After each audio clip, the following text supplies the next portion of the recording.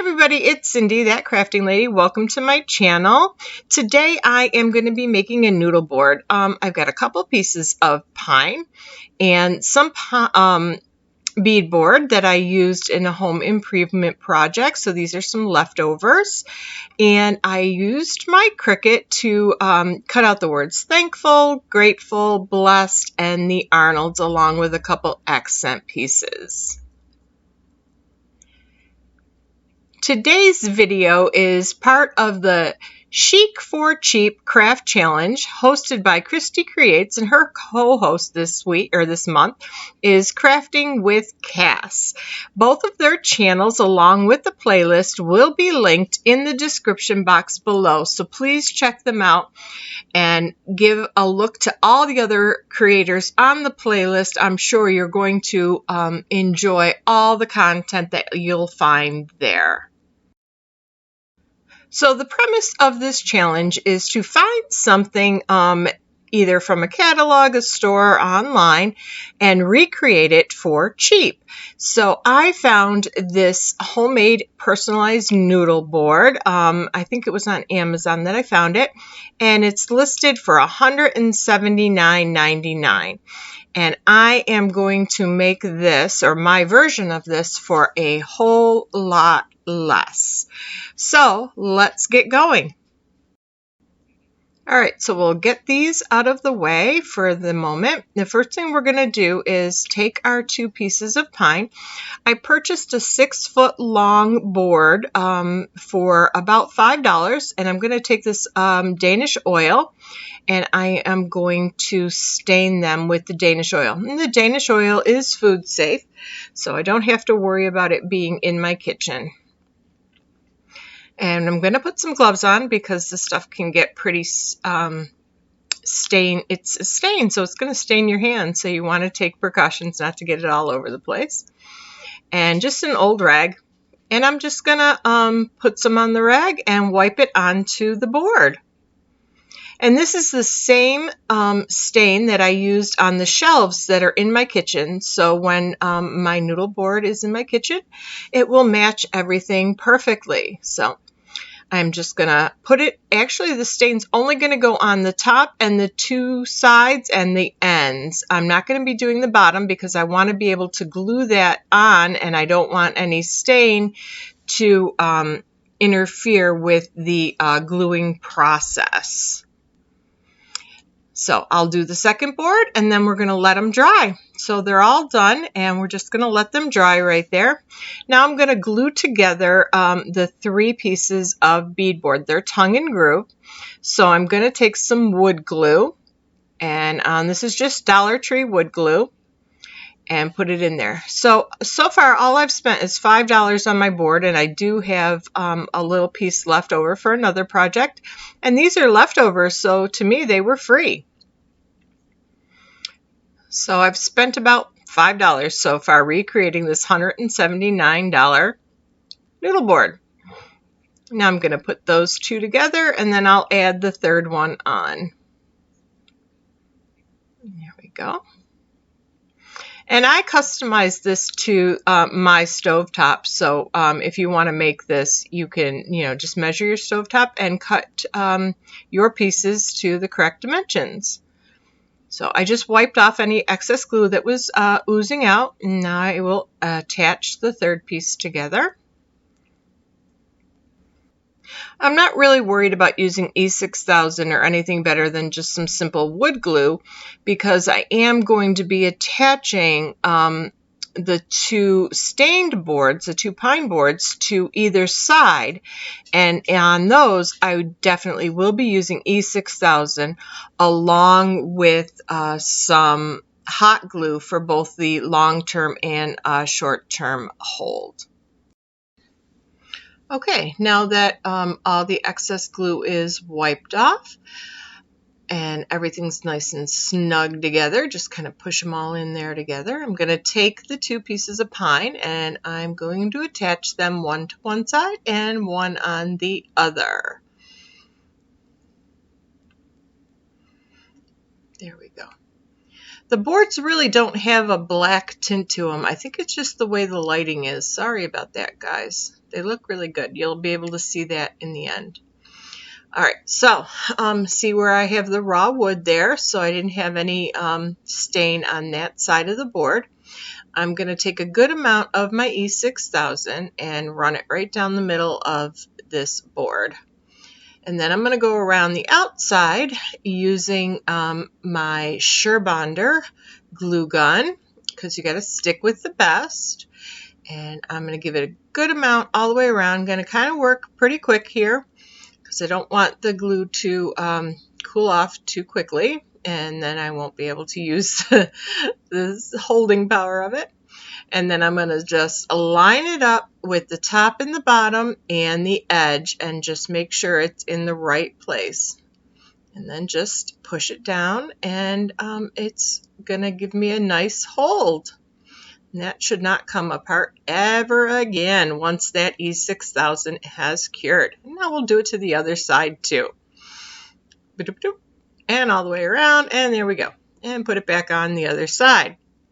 So now we've got those two attached. I will turn it over so that I can make sure if there's any glue that that seeped out the back seam, and I'll wipe that off. Make sure that nothing is on there, because I want to paint this. So I want to make sure that the back side has a finished look to it too. So there we go. All right, so I'm going to use this Valspar Signature Semi-Gloss paint in white, and I'm going to give it a nice coat of paint. All right, now I gave it actually 2 coats because the back kind of sucked it right up because it wasn't primed. And now I'll turn it back over to the front, and I did cover the pieces of pine with some painter's tape because I didn't want to get any paint on them. And I'm also going to add a coat of paint to the front of this board because it is not painted, it's just came primed in the package. So using the same paint again, I'll give that one really good coat. There we go. Now it's all nice and dry. I will remove all the painter's tape here. And it kind of tore right here, so I grabbed one of my Cricut tools, if I can find it, there we go, just to lift up that tape without damaging the paint or stain or anything like that. There we go. All right, so take off all the painter's tape, and we can go on to the next step of the process. I really love this blue painter's tape for so many different projects. It really keeps the paint from not going where you don't want it to go. All right, so there we are. So now I am going to take the Cricut decals and place them about where I think I want them to be. So Thankful is going to start at the top there, and then Grateful, and I'm going to kind of stagger these, and Blessed. And as you can see, I used I used 4 different fonts, because when I get down to the Arnolds, that's a different font too. I thought that was kind of a fun look for it, instead of just having it all one font. But you can do it however you want. This is, if you're recreating this, it's your craft. Make it look the way that you want. I actually hadn't done these little accents when I originally had planned this out, but the board is so big, it really needed a little something extra. So I thought these leaves would look really nice. And there we go. So now all I have to do is get them onto the board. So with my decal, I'm going to pull the transfer tape away from the backing paper. And I don't think I burnished this one good enough, so let's burnish that down. There we go. Get it nice and adhered to the transfer tape. There we go. And then peel it away. And then place it carefully where we want it. There we go. Now I did take a tip from Teresa, from Teresa B DIY. And before I put the transfer tape onto my decal, I did basically put it onto my shirt and then took it off the shirt. So it took a little bit of the tack away so that when I start doing this part and I start lifting up the transfer tape, it will come off a lot easier. And you can see how nicely that's coming off. And sometimes if you don't take some of the tack away, sometimes it's a little too tacky and it doesn't work as well. So now I'm just going to basically do the same thing to all of the other pieces till they're all down.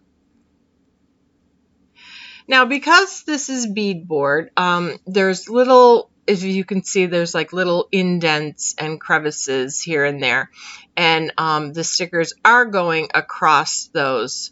So what I will do at the end, and I didn't film myself doing this, is I basically burnish the vinyl into the indentations, so it's not floating over the top of them, so nothing can get underneath them. And as you can see, my L didn't do it, but I fixed it. That was easy. It came up and I just put it back down where it was supposed to be, and we were good. And there we go. I really like these leaves. They're really pretty.